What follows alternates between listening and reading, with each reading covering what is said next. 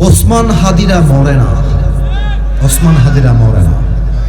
এবং আমি চ্যালেঞ্জ দিয়ে বললাম, ওসমান হাদির রক্ত এই মাটিতে বৃথা যাবে না।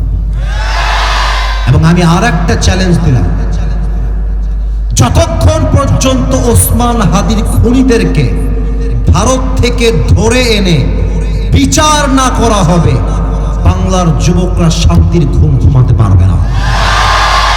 আমি বর্তমান সরকার ডক্টর ইউনূস সাহেবকে বলতে চাই এবং সবাইকে বলতে চাই, ভারত আমাদের প্রতিবেশী, ভারতের সঙ্গে আমাদের শত্রুতা করে কোনো লাভ নেই।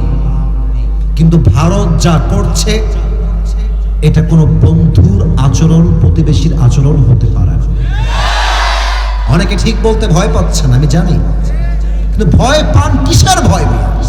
কিসের ভয়? আপনি বাড়িতে মরলেও আপনার কবর হবে, আপনি রাস্তায় গুলি খেয়ে মরলেও আপনার কবর হবে, আসলে জায়গা কবরের মধ্যেই হবে। আমি গুলি খাওয়ার জন্য প্রস্তুত আছি, আপনারা আছেন? আমি শহীদ হওয়ার জন্য প্রস্তুত আছি, আপনারা আছেন? কথা যখন ঠিক বলবেন, কোন বাপের বেটাকে পরোয়া করে ঠিক বলবেন না। একমাত্র হকের কথা বললে আমরা ঠিক বলে অ্যাপ্রিশিয়েট করতেই চাই, ঠিক কিনা বলে? ভারতকে বলবো, শুধুমাত্র ওসমান হাদির খুনি নয়, প্রত্যেকটা ফ্যাসিস্ট সরকারের যত দালাল আছে যারা ওই দেশে পালিয়ে গিয়েছে, নরেন্দ্র মোদীর কাছে এটা আমার সংবাদ পৌঁছে দিবেন, মিডিয়ার কর্মীরা আপলোড দিয়ে দিবেন, তার কানে যাক কিংবা না যাক, বাট এটা আমি নাগরিক হিসেবে বলছি, যতক্ষণ পর্যন্ত ভারত থেকে সমস্ত আসামিকে এই দেশে ফেরত পাঠানো না হবে, এই আন্দোলন, এই যুদ্ধ থামে নাই, কিয়ামত পর্যন্ত থামবে না। রংপুরের ভাইরা আমার প্রিয় রংপুরবাসী, কেমন আছেন আপনারা সবাই? আলহামদুলিল্লাহ, আমি অনেক ভালো আছি। রংপুরে যখন মাঝে মাঝে আসি, মানুষের ভালোবাসা, উচ্ছ্বাস দেখে আমার মনটা জুড়িয়ে যায়। রংপুরের মানুষ আর যাই পারুক, ভালোবাসলে মন থেকে ভালোবাসতে এরা জানে, এটা সত্য বলছি। তবে কষ্ট লাগে কোথায় জানেন? কষ্ট কোথায় লাগে? আমাদের রংপুরের মানুষকে কিছু লোক আছে দেখবেন, আমাদেরকে ছোট করে মুফিজ বলে গালি দিয়ে আমাদেরকে ছোট করতে চায়, আমাদের সম্মানে তারা আঘাত করতে চায়। তো ওদেরকে আমি এর আগেও বলেছিলাম আমার এক মাহফিলে, আজকেও বললাম, এই রংপুরের মুফিজরা পৃথিবীতে বেঁচে না থাকলে দেশটা সেকেন্ড টাইম স্বাধীন হতে পারত না। আমাদের রংপুরের শহীদ আবু সাঈদ তার বুকের তাজা রক্ত দিয়ে দেশটাকে সেকেন্ড টাইমের জন্য স্বাধীন করেছে। অতএব রংপুরকে মুফিজ বলার পূর্বে নিজের চরিত্র জাস্টিফাই করে নিও। আর মাথায় রাখবেন, আমি আসিফ হুজুর একটা কথা বলে দিয়ে গেলাম আজকের এই রংপুরের শিওবাজার সংলগ্ন মাহফিলে, আমার কথা আজীবন মাথায় রাখবেন। ইউটিউবে, ফেসবুকে কোটি কোটি মানুষ আমার আজকের কথা আগামীকাল শুনবে বলে আমার বিশ্বাস, ইনশাআল্লাহ। রংপুরে আজকে দিনের বেলা যেই পরিমাণ মানুষের ঢল নেমেছে, আমার মনে হয় এটা প্রমাণ করছে রংপুরের মাটি এটা ইসলামের ঘাঁটি। অন্য বিভাগে দিনের বেলা মাহফিল করলে এত লোক আপনি পাবেন না যত লোক এখন এসেছে। ইভেন আমার তো মনে হয় মাহফিলটা যদি দিনে না হয়ে রাতে হতো, মাঠের কোন কোনায় যুবকদের জায়গা দেওয়া সম্ভব হতো না আজকের মাহফিল। আমরা রংপুরকে ভালোবাসি, রংপুরকে আমরা শ্রদ্ধা করি, রংপুরকে আমরা আজকের মাহফিল থেকে স্যালিউট জানাই। আল্লাহ রংপুরবাসীকে যেন ইসলামের জন্য কবুল করে, পড়েন সবাই আমিন। প্রিয় রংপুরবাসী, টাইম ইজ টু শর্ট। 4টার সময় এসেছি, আজান হবে 5:15। এরই মাঝে আমাদেরকে আলোচনাকে বিউটিফুলি কোরআন থেকে, হাদিস থেকে রিপ্রেজেন্ট করতে হবে। কারা কথা বলে চিৎকার করবা না, আবারও বলছি, এখানে সাইড দাও।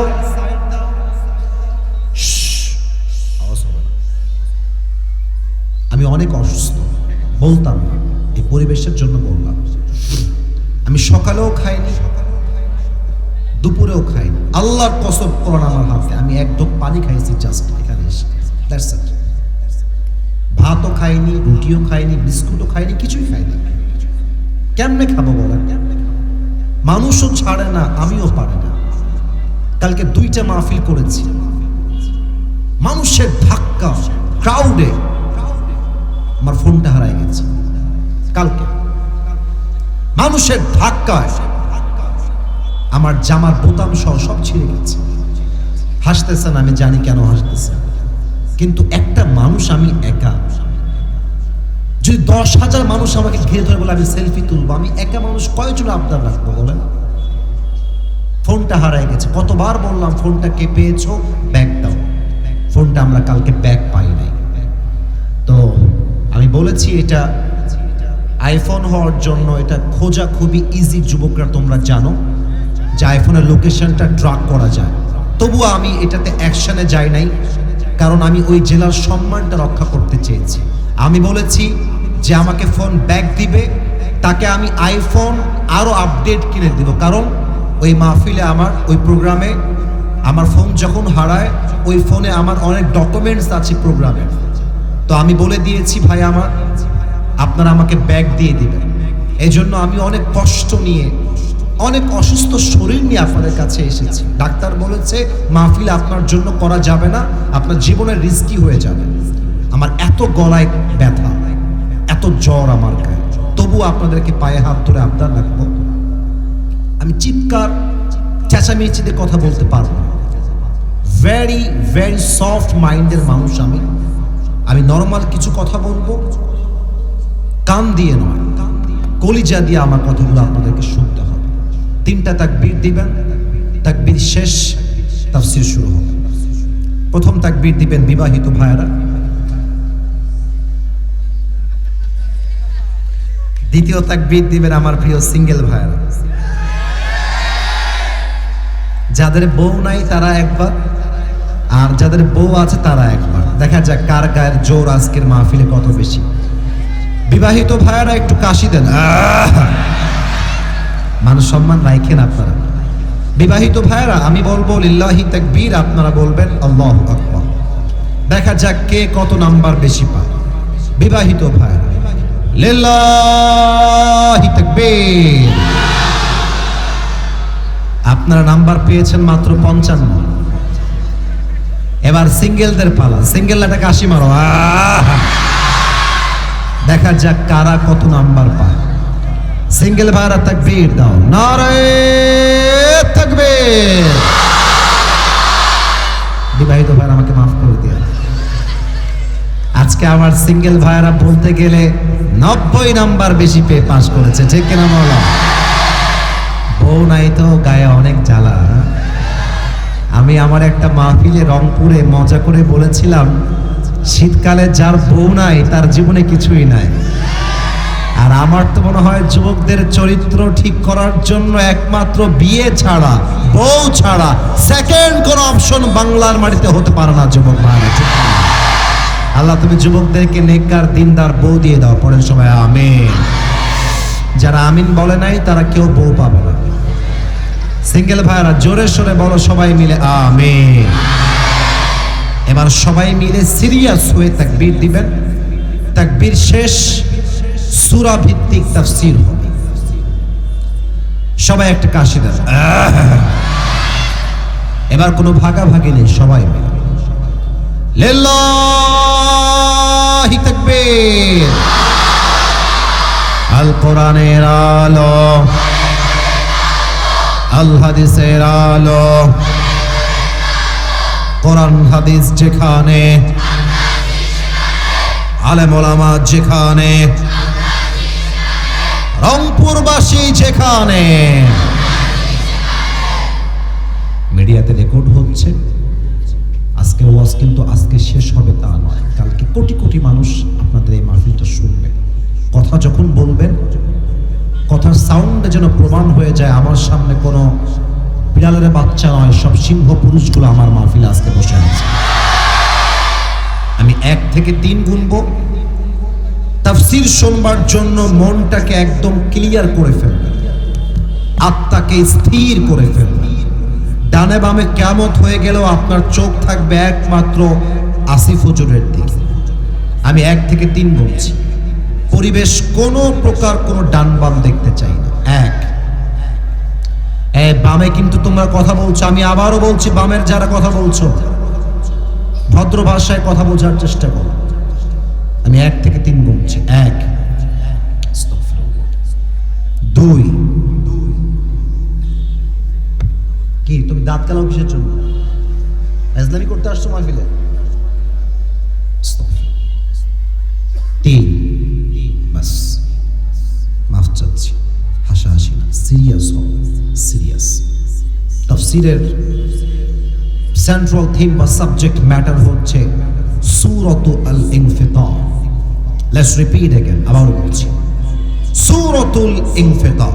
এবার আপনাদের পালা। সূরাটার নাম কি? ফিতার না, রংপুরের সাউন্ড আজকে বের হচ্ছে না। এরকম মরা সাউন্ড রংপুরে আগে কখনো পাই নাই। আরেকবার, let's ask you the same question again, আবারও প্রশ্ন করছি।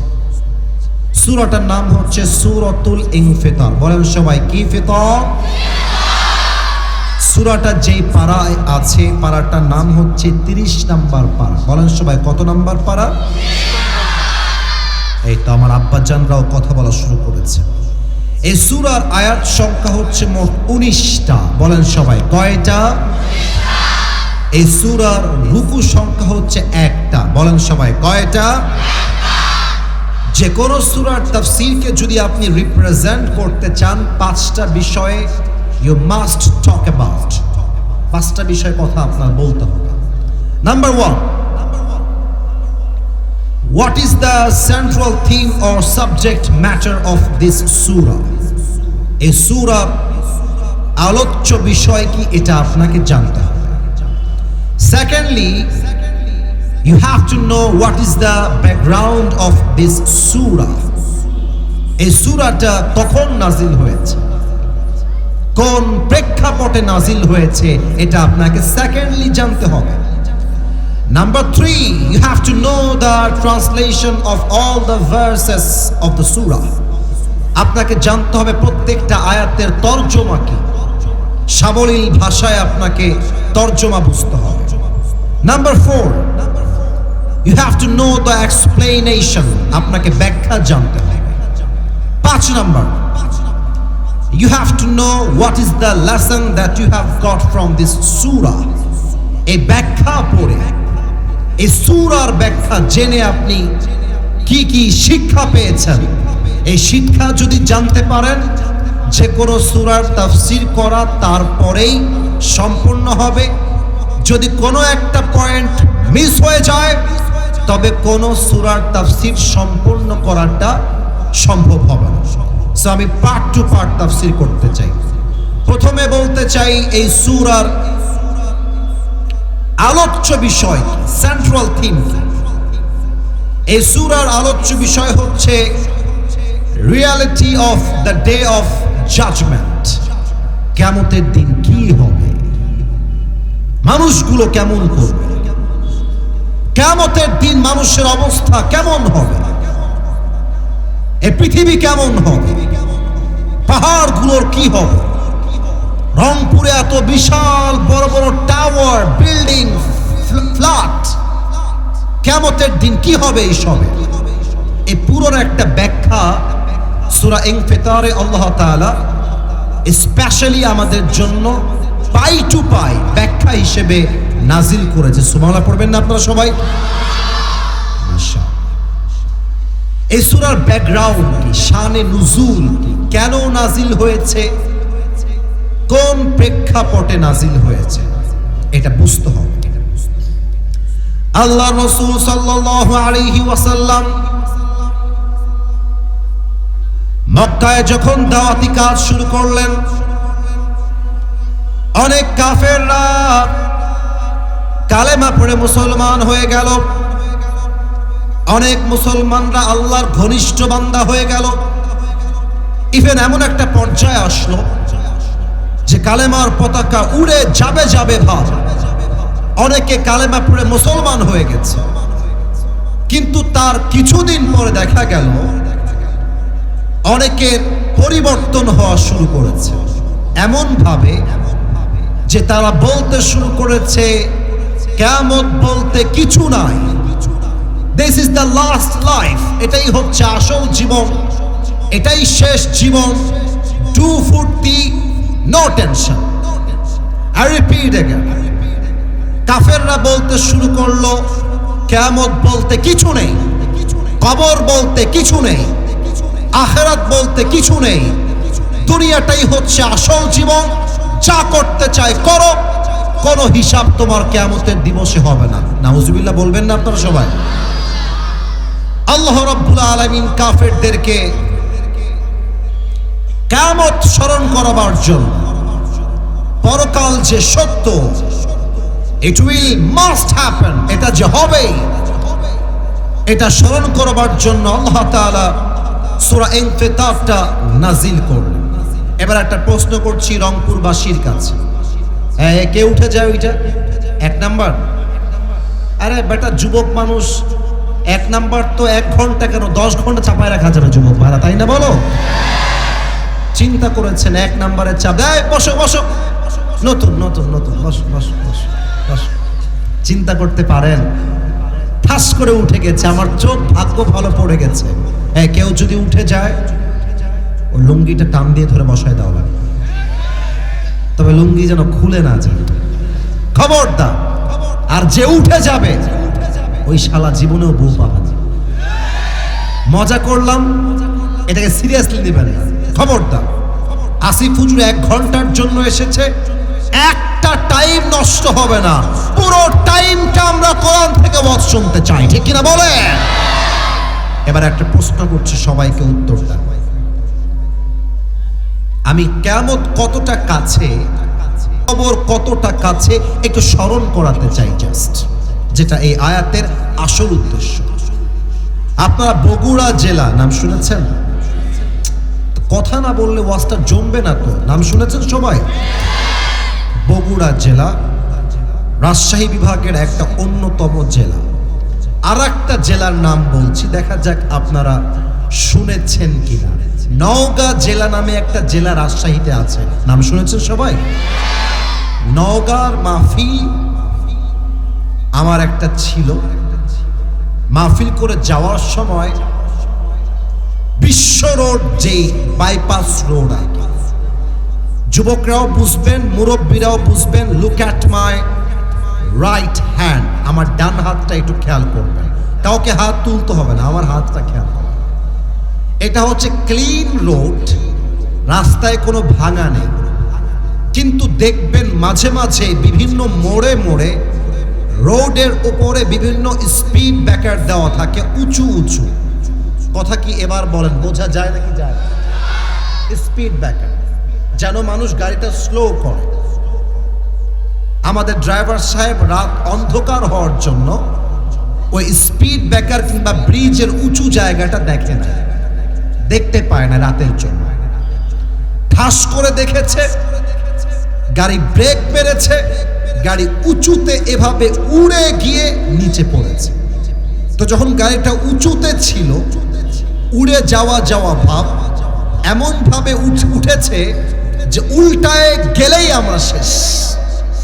আমি সঙ্গে সঙ্গে পড়েছি লা ইলাহা ইল্লাল্লাহ মুহাম্মাদুর রাসূলুল্লাহ সাল্লাল্লাহু আলাইহি ওয়াসাল্লাম, কালেমা পড়া আমার শেষ।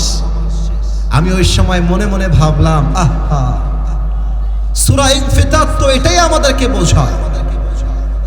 আমার গায়ের দিকে একবার তাকান, আমার মাথায় কত দামি টুপি, কত দামি সানগ্লাস, কত দামি ব্লেজার। আমি কোনো অহংকার নিয়ে বলছি না প্রিয় ভাই আমার, আমি বাস্তবতা বোঝাচ্ছি আপনাকে। আমি যদি রংপুরের মাহফিল করে যাওয়ার সময় রোডে একটা বাসের সাথে একটা ধাক্কা লেগে যায়, বাস রুহুটা যখন বের হয়ে যাবে, রংপুরের সবাই দৌড় দিয়ে আসবে, আরে আসিফ হুজুরের গাড়ি অ্যাক্সিডেন্ট হয়েছে, কে আছো, দৌড় দাও। এসে যদি দেখে আমার রুহুটা বের হয়ে গেছে, সাথে সাথে আমার দেহের সমস্ত দামি পোশাকগুলো খুলে সাদা কাফনের কাপড়ে প্যাকেট করে 3.5 হাত মাটির কবরে শুয়াই দিবে। এটাই তো আমার দুনিয়ার জীবনের চাকচিক্যতার বাস্তবতা। কথা ঠিক আছে কিনা বলে? রূপেরই গৌরবে সাজিয়াছ সাজ। এই এক থাপ্পড় দিয়ে দাঁত ফেলাই দেবো ডানের এগুলো। এই ছেলে বেলাই, কত বড় অভদ্র এগুলো। এতগুলো মানুষ চাতক পাখির মতো বসে আছে, ওরা এখানে মাছের বাজার বসাইছে। বললাম শরীরটা খারাপ, 3 বেলা না খাওয়া মানুষ এই মাহফিলে আসছে, তাও আওয়াজ করতেছে। আস্তাগফিরুল্লাহ, আস্তাগফিরুল্লাহ। আপনারা কেউ কথা বলবেন না, আমি আছি এখানে। রংপুরকে আমি ভালোবাসি, এই ভালোবাসা নষ্ট করবেন না। হাজার মানুষ আমার দিকে তাকায় আছে, তাদের একটা হক আছে। কেউ আওয়াজ করবে মানে এটা হক নষ্ট করে। সাউন্ড বাড়াও, তাকবীর দেন, লিল্লাহি তাকবীর। রূপেরই গৌরবে সাজিয়াছ সাজ, সোনা দানা কত কি আর রাজকী পোশাক। যেদিন প্রাণ চলে যাবে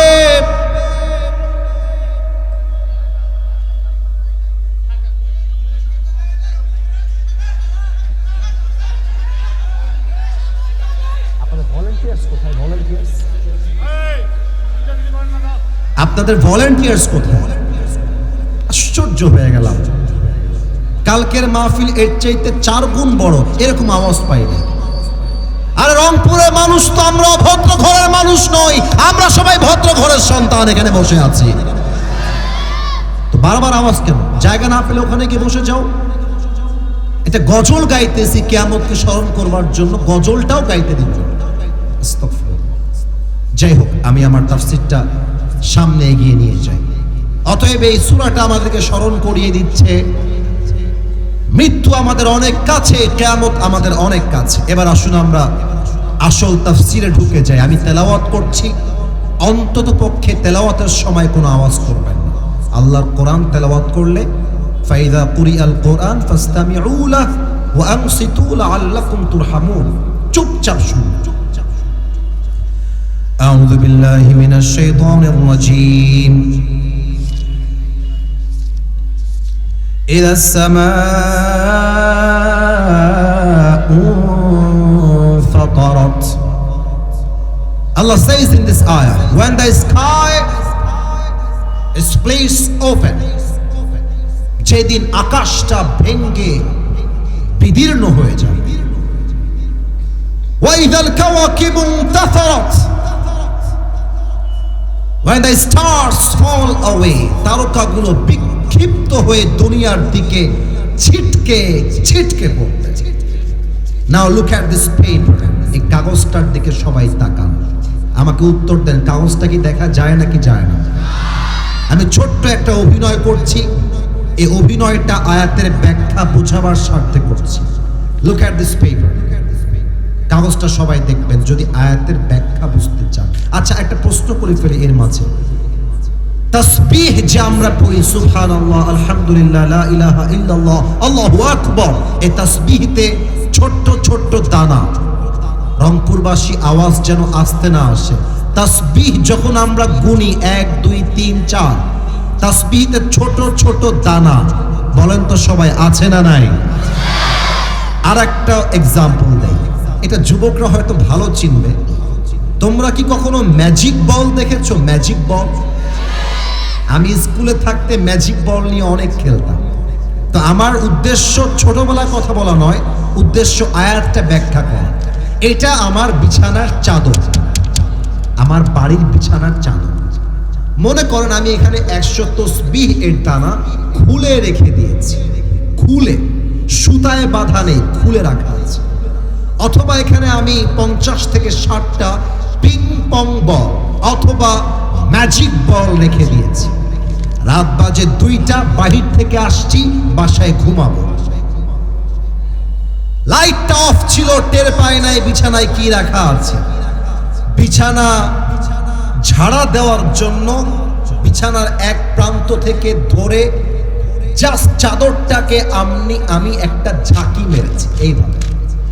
যখনই আপনি ঝাঁকি মারবেন দেখবেন যে প্রত্যেকটা তসবিহ এর দানা, প্রত্যেকটা ম্যাজিক বল ঝাড়া দেওয়ার সাথে সাথে ছিটকে ছিটকে ঘরের চতুর্পাশে ছড়িয়ে পড়বে। আল্লাহ তাআলা বলছেন ওয়াইদাল কাওয়াকিবু ইনতাসারাত, কিয়ামত যখন শুরু হয়ে যাবে আকাশে যেই তারাগুলো দেখা যায় এই তারাগুলো ছিটকে ছিটকে জমিনের দিকে, পৃথিবীর দিকে ছিটকে ছিটকে গুঁড়ো গুঁড়ো হয়ে পড়বে। আল্লাহু আকবার। এবার আল্লাহ বলছেন ওয়াইদাল বিহারু ফুজ্জিরাত, সমুদ্রে সুনামি শুরু হয়ে যাবে, tsunami. ওয়াইদাল কুবুরু বু'থিরাত, when the graves is filled out, প্রত্যেকটা কবরকে তন্ন তন্ন করে খুঁজে যার লাশ যেখানে যেমন ভাবে দাফন করা আছে প্রত্যেকের লাশকে আল্লাহ তাআলা জীবিত করে তুলবে। সুবহানাল্লাহ পড়বেন না আপনারা সবাই? আপনারা জানেন যে ওসমান হাদি আমাদের প্রিয় ভাই শহীদ হয়ে গেছে, সবাই জানেন। আজকে তার জানাজা হয়েছে, লক্ষ লক্ষ মানুষ তার জানাজায় এসেছে। ওসমান হাদিরা মরে না, ওসমান হাদিরা মরে না। এবং আমি চ্যালেঞ্জ দিয়ে বললাম ওসমান হাদির রক্ত এই মাটিতে বৃথা যাবে না। এবং আমি আর একটা চ্যালেঞ্জ দিলাম, যতক্ষণ পর্যন্ত ওসমান হাদির খুনিদেরকে ভারত থেকে ধরে এনে বিচার না করা হবে বাংলার যুবকরা শান্তির ঘুম ঘুমাতে পারবে না। আমি বর্তমান সরকার ডক্টর ইউনূস সাহেবকে বলতে চাই এবং সবাইকে বলতে চাই, ভারত আমাদের প্রতিবেশী, ভারতের সঙ্গে আমাদের শত্রুতা করে কোনো লাভ নেই। কিন্তু ভারত যা করছে এটা কোনো বন্ধুর আচরণ, প্রতিবেশীর আচরণ হতে পারে না। অনেকে ঠিক বলতে ভয় পাচ্ছেন, আমি জানি, কিন্তু ভয় পান কিসের ভয়? কিসের ভয়? আপনি বাড়িতে মরলেও আপনার কবর হবে, আপনি রাস্তায় গুলি খেয়ে মরলেও আপনার কবর হবে, আসলে জায়গা কবরের মধ্যেই হবে। আমি গুলি খাওয়ার জন্য প্রস্তুত আছি, আপনারা আছেন? আমি শহীদ হওয়ার জন্য প্রস্তুত আছি, আপনারা আছেন? কথা যখন ঠিক বলবেন কোন বাপের বেটাকে পরোয়া করে ঠিক বলবেন না, একমাত্র হকের কথা বললে আমরা ঠিক বলে অ্যাপ্রিশিয়েট করতেই চাই, ঠিক কিনা বলে?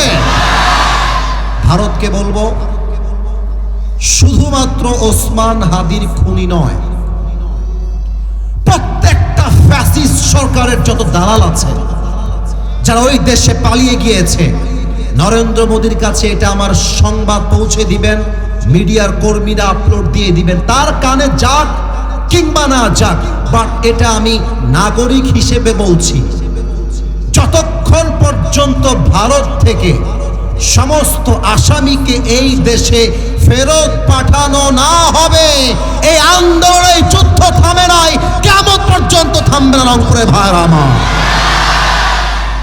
তো ওসমান হাদিকে আজ যেখানে দাফন করা হবে কাজী নজরুল ইসলামের ঠিক পাশেই শায়িত করা হবে। কিয়ামতের ফু যেদিন হয়ে যাবে, ফু হবে তিনটা। বলেন সবাই কয়টা? বামে আওয়াজ পারফেক্ট, ডানে আওয়াজ নাই। আরেকবার বলেন সবাই কয়টা? এখানে রাখেন, তিনটা ফু হবে। এক, ফুটা কেমন করে হবে আমি একটু বুঝাচ্ছি, হাদিসটাকে ব্যাখ্যা করে। এটা একটা বাঁশি কিংবা সিঙ্গা। এখন বাজে 4:50। এখন এই মুহূর্তে ইসরাফিল আলাইহিস সালাতু ওয়াস সালাম সিঙ্গাটা এমন করে নিয়ে দাঁড়িয়ে আছে এট দিস মোমেন্ট। এখন কিয়ামতের আগে আল্লাহ বলবে ইসরাফিল তোর সিঙ্গায় প্রথম ফুটা দিয়ে দে। ইসরাফিল সিঙ্গাটা ধরে একটা ফু দেওয়ার সাথে সাথে ইয়াউমা ইয়াকুনুন নাসু কাল ফারাশিল মাবথুস, মানুষগুলো বিক্ষিপ্ত পতঙ্গের মতো নিক্ষিপ্ত হবে। ওয়া তাকুনুল জিবালু কাল আইহিনিল মানফুস, পাহাড়গুলো ধ্বনিত তুলার মতো উঠতে থাকবে। মা তার বাচ্চাকে রেখে দৌড়ে পালাবে, গর্ভবতী মহিলা বাচ্চাকে নিয়ে দৌড়াতে থাকবে। কিন্তু কিয়ামতের 1 মিনিট আগেও মানুষ ফেসবুকে পোস্ট দিবে, কিয়ামতের 1 মিনিট আগেও মানুষ ফেসবুকে লাইভ করবে। কেউ তার রেস্টুরেন্ট খুলে বসে থাকবে, কেউ পার্কে গিয়ে প্রেম করবে, কোনো যুবক সেলফি তুলে আপলোড দিবে, কোনো মা তার সন্তানকে দুধ পান করাবে, কোনো মা তার সন্তানকে নিয়ে স্কুলে যাবে, বাজারের দোকানদার বাজার খুলবে, রংপুরের নিউ মার্কেট খুলবে, রংপুরের শপিং মল খুলবে। আগের দিন যেমন ছিল কিয়ামতের দিনটা এমনই হবে, এমনই হবে। পুরো পৃথিবী এমন ভাবেই চলবে যেমনটা এখন চলছে।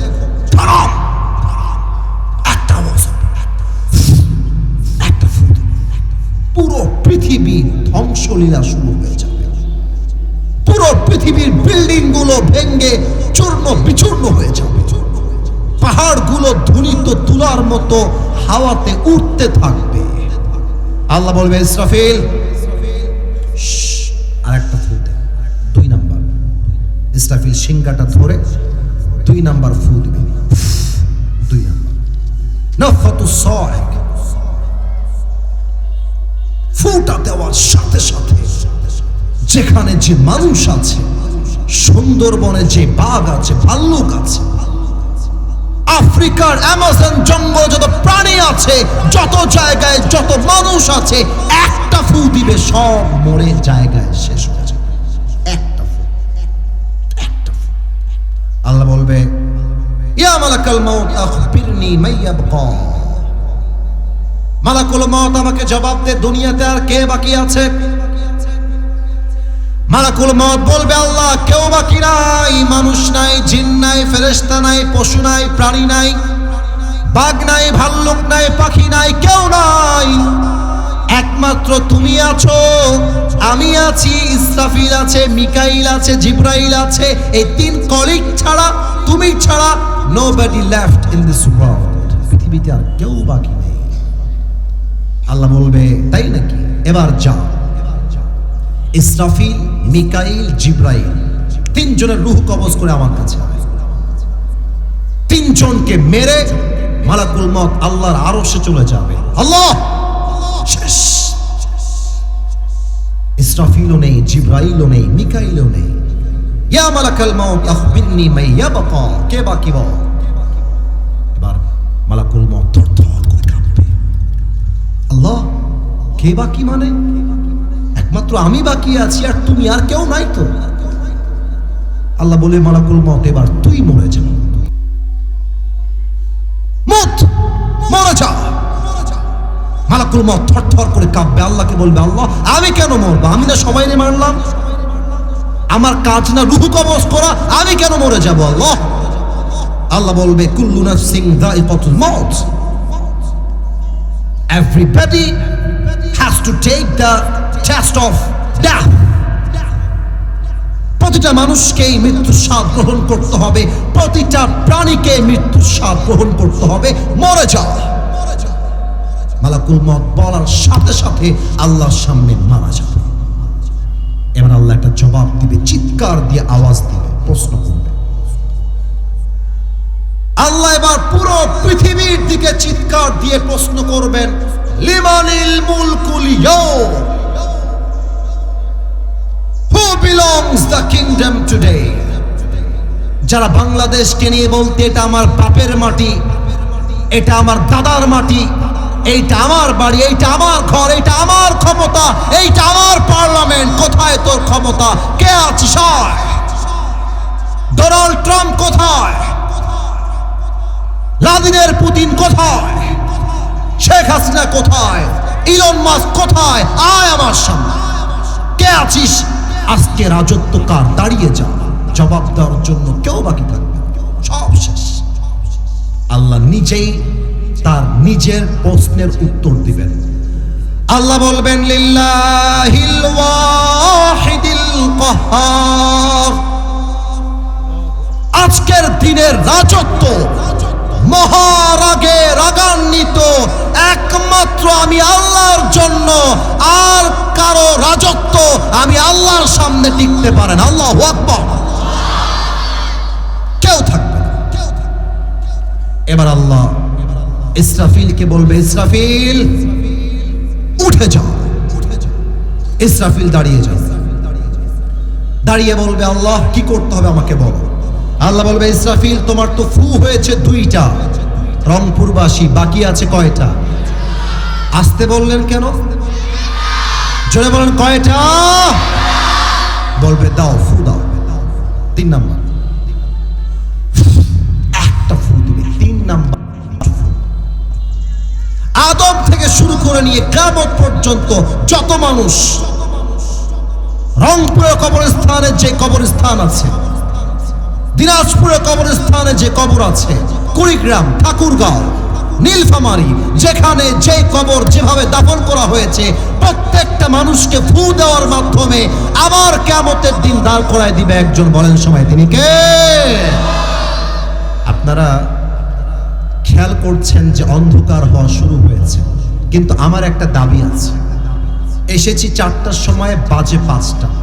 যতক্ষণ পর্যন্ত মাগরিবের আজান না দিবে আমাদের মাহফিলটা শেষ হবে না। আপনারা কি দ্বিমত না একমত? আচ্ছা, মাত্র 10 মিনিট পরেই আজান দিবে। আমরা এতটুকু সময় দিব যাতে আমরা গিয়ে অজু করে নামাজটা পড়তে পারি। সবাই 2 হাত তোলেন তো। Everybody raise your 2 hands. 2টা হাত তোলেন। আমি যা বলতে বলি তাই বলেন। বলেন সবাই আওয়াজ দিয়ে, হুজুর। এটা রংপুরের সাউন্ড হয় না। বলেন হুজুর। আমরা রংপুরের সন্তান, আপনাকে ওয়াদা দিলাম। ওয়াদা এত আসতে দেয় রে ভাই। বলেন সবাই, ওয়াদা দিলাম আজ এই মাহফিলে দোয়া না করে। পিচ্ছিদের আওয়াজ বেশি হচ্ছে যুবকদের চাইতে। লজ্জার বিষয়, লজ্জার বিষয়। আবার বলো, দোয়া না করে আমরা কেউ উঠে যাব। এবার আমার হাতটা খেয়াল করবেন। আমি যেমন ভাবে বলবো আপনি তেমন ভাবে বলবেন, যাব না। হাতটা ঝোঁকে নাই। বলেন সবাই, যাব না। আওয়াজ দিয়ে বলেন সবাই, ইনশাআল্লাহ। সর্বশেষ আয়াতের তাফসীর করেই দোয়া করব। লাস্ট ভার্স অফ মাই তাফসীর। এটাই আমার আজকে আলোচনার শেষ আয়াত। আমি 1 থেকে 2 গুনছি, নিজেকে স্থির করবেন। এই পিচ্ছিরা, এই মারামারি করো না। না না না রে বাবা, রে বাবা। এই তোর মুসলমানি দিয়ে দিব রে একেবারে। এই পিচ্ছি মানুষ ঘুষাঘুষি করতেছে না। আমি 1 থেকে, হ্যাঁ ভবিষ্যতে কি হবে তাই না? আমরা 3 গুনছি 1 থেকে। 1 2 3। তাকবীর দেন, লিল্লাহি তাকবীর। কিয়ামতের দিন যখন আপনি উঠবেন, আমার আব্বা জান উঠবে, আমার ভাই উঠবে, আপনি উঠবেন, আমি উঠব। সানগ্লাসটা একটু খুললাম, আমার চোখটা একটু দেখবেন। আমার চোখ দেখার সাথে আয়াতের সম্পর্ক আছে। আমার চোখের সাথে আয়াতের সম্পর্ক আছে। আমার চোখ বলে কথা নয়, ব্যাখ্যাটাই হচ্ছে। চোখ যখন খুলবেন কিয়ামতের প্রথম দিন, দেখবেন সামনে যত মানুষ আছে কারো গায়ে কোনো জামা নাই। উলঙ্গ হয়ে দিক বেদিক মানুষগুলো ছুটতেছে। পাহাড়গুলো বিদীর্ণ হয়ে গেছে, ভেঙ্গে চুরে পুরো পৃথিবী ধ্বংস হয়ে গেছে। চতুর্পাশে ইয়া নফসি ইয়া নফসি ইয়া নফসি আওয়াজ চলতেছে। তো এই 2টা চোখ কিয়ামতের দিন মানুষের ছানা বড়া হয়ে যাবে। ফাইদা বারিকাল বাসর ওয়া খাসাফাল কমর। সেদিন মানুষ কি চিন্তা করবে, এই আয়াতে আল্লাহ তাআলা তাই বলেছেন। আল্লাহ রাব্বুল আলামিন বলছেন, বান্দা শোনো শোনো, আলিমাত নাফসুম মা কদ্দামাত ওয়া আখখারাত। সেই দিন মানুষ বুঝবে what was most important and what was less important, কোনটার দাম বেশি ছিল, কোনটার দাম কম ছিল, কোনটার গুরুত্ব বেশি ছিল, কোনটার গুরুত্ব কম ছিল। এইটা মানুষ কিয়ামতের দিন প্রথম চিন্তা করবে। এক্সাম্পল দিচ্ছি, বুঝে না। আজকের এই মাহফিলে ওই পেছনে একটা বাজার আছে না, কথা বলেন, বাজার আছে না ওইদিকে একটা? আমি দেখলাম অনেক মেয়েরা, লজ্জা লাগতেছে বলতে, মেয়েরা রাগ করবেন না, মানে অনেক মেয়েকে দেখলাম 3 পিস পরে, কেউ আবার কেউ মুখটা খুলে ঘুরে বেড়াচ্ছে মাহফিলে এসে। এখন বলবেন হুজুর আপনি দেখলেন কেন? ভাই দেখতে হয় না, আশেপাশে তাকাইলে তো দেখা যায়, এমনি দেখা যায়। তো যেই মেয়েটা আজকে তাফসীর মাহফিলে এসেছে কিন্তু পর্দা করে নাই, কিয়ামতের দিন যখন তার চোখ খুলবে তখন সে বুঝতে পারবে আমার দেহ কিংবা মুখ দেখাবার চাইতে মুসলিম মেয়ে হিসেবে গুরুত্বপূর্ণ ছিল বোরকা পরে, হাতের মোজা পরে, মুখ থেকে চোখ থেকে বাহিরে বের হওয়া। ঠিক আছে কিনা বলেন? আর একটা কথা বলে ফেলি, বোরকা পরলে কিন্তু আবার দিনদার হওয়া যায় না। রংপুর শহরে যত মেয়ে প্রেম করে বেড়ায় দেখবা তার 80% মেয়েরা বোরকাওয়ালি প্রেম করে বেড়ায়, যুবক ভাই। আর আমি যদি স্টেজ থেকে এখন নেমে যাই, পকেট চেক করি, রাগ করবেন না, এই মাহফিলে অনেকের পকেট থেকে চেক করলে এখনই বিড়ির প্যাকেট এই মাহফিলে বের হবে।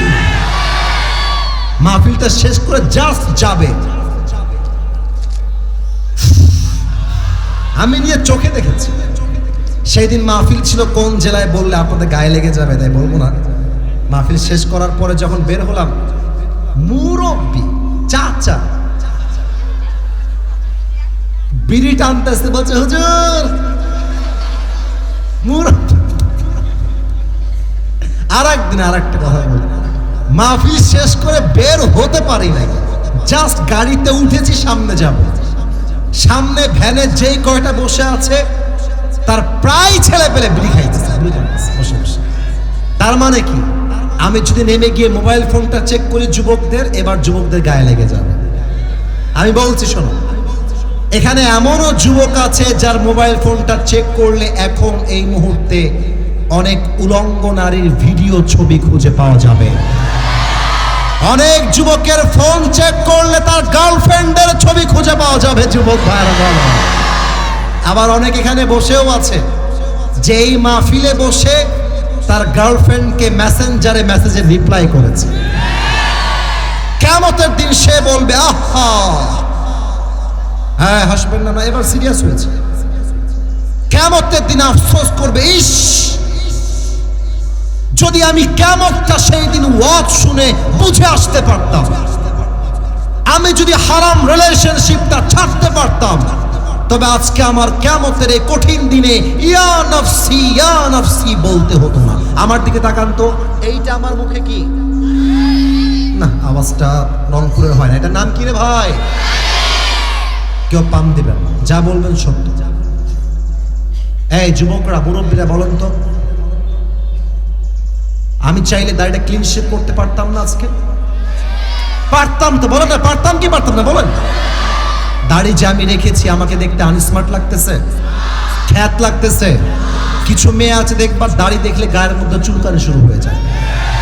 আরে বেটা, যেই মেয়ের দাড়িওয়ালা পছন্দ নয় ওর জন্য বিটিএস এর হিজড়া ছাড়া সেকেন্ড কোনো অপশন আমাদের কাছে নাই, যুবক ভাই।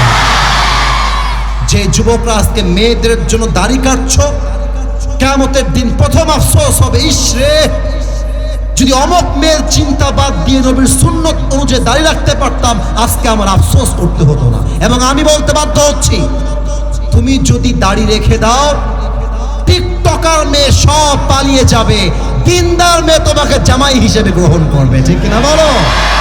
এবার সবাই 2 হাত তোলেন আল্লাহর কাছে, সবাই সবাই, কেউ যেন বাদ না যায়। একটু কাশি দেন, মাশাআল্লাহ, জোর বেড়ে গেছে, মাঠও ভরে গেছে। সবাই একটু আল্লাহকে ডাক দেন, বলেন আল্লাহ। এই বামে একটা ঢেউ আছে আওয়াজে, ডানে কোনো আওয়াজের ক্রেজ নাই। লেটস রিপিট अगेन, আল্লাহকে ডাকবেন মন থেকে, বলেন আল্লাহ। তোমার, জোরে বলেন, তোমার শাহী দরবারে দিল থেকে তওবা